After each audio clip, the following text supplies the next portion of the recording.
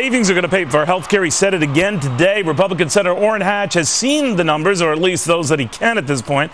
And the only way to pay for all of this big spending, he says at least, is with a big tax hike, something he does not favor. Senator, how big a tax hike do you think we're looking at?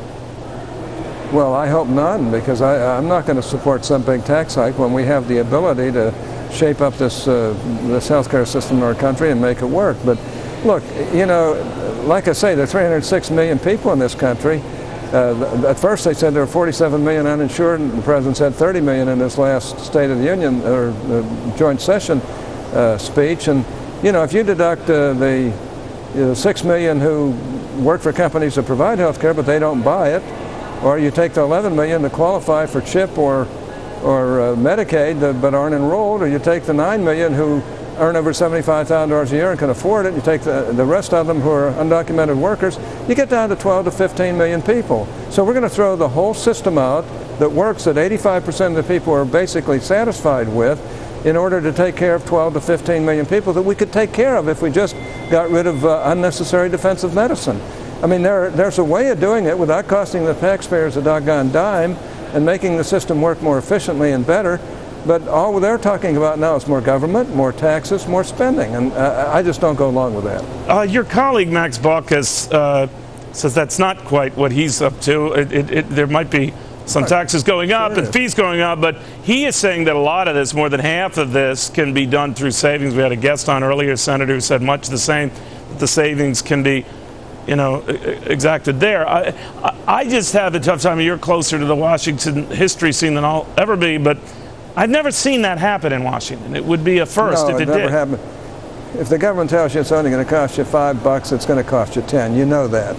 And frankly, that's just dreaming to think that they're not going to spend more than what the CBO says. Now keep in mind, when you look at the CBO numbers, they're basically, they don't even start till 2013. Some of the expenses are deferred to 2014, and that's the only reason why this is around $1 trillion.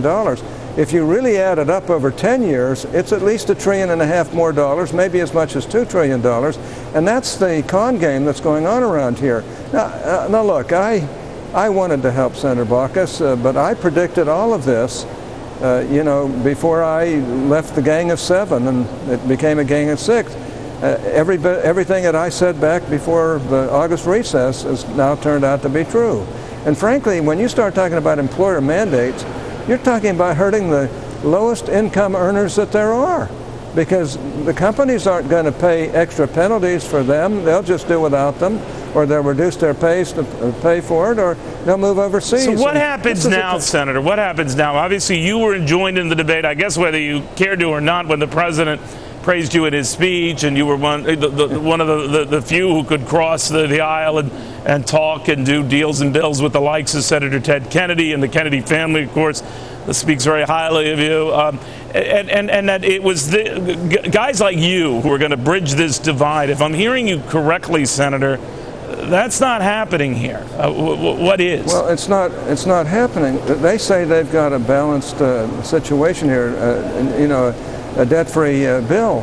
Yeah, they've only counted 1 year, and you know, year after year for 9 years, we're going to have doctor fixes that will cost us, and we'll always do it because we can't let Medicare not pay doctors at least 21% next time, and not pay hospitals 30%. So, but guess who picks that up? It's the middle class. You know, you're talking about an individual charge to people if they earn $66,000 a year, and they don't have a government plan as set by government, a government health care, they're going to have to pay $3,800 penalty. Well, if you add it up, I just added it up, you've got $27 billion in new taxes on employers at a time when the unemployment rate is almost double digits. You've got $20 billion in new taxes on a new mandate on families making as little as $66,000 a year with that $3,800 penalty. You got $300 billion in new excise taxes on everybody from insurance companies to medical device companies to a variety of other companies. Guess what all those taxes are going to be passed on to? They're going to be passed on to you and me and every other consumer. But you're outnumbered, Senator. You and your party outnumbered. And the Democrats, and Max Baucus kind of intimated this yesterday, that the numbers and the support will be there in the Senate to do it, and you might even lose a Republican or two in the process. Do you buy that? I don't think we'll lose anybody. And really? Frankly, they're having a lot of problems on their own. And let me tell you something.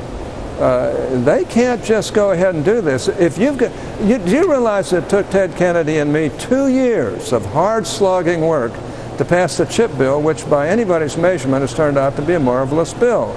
Now here we are trying to pass 1/6 of the American economy in 3 or 4 months.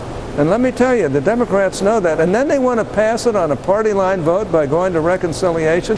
20 hours of debate, less than a full day of debate. So it's not going to happen. Very few amendments. All right, Senator. Of course it's not going to happen. Very good having you, and appreciate you updating us. Meanwhile, czars are for the White House.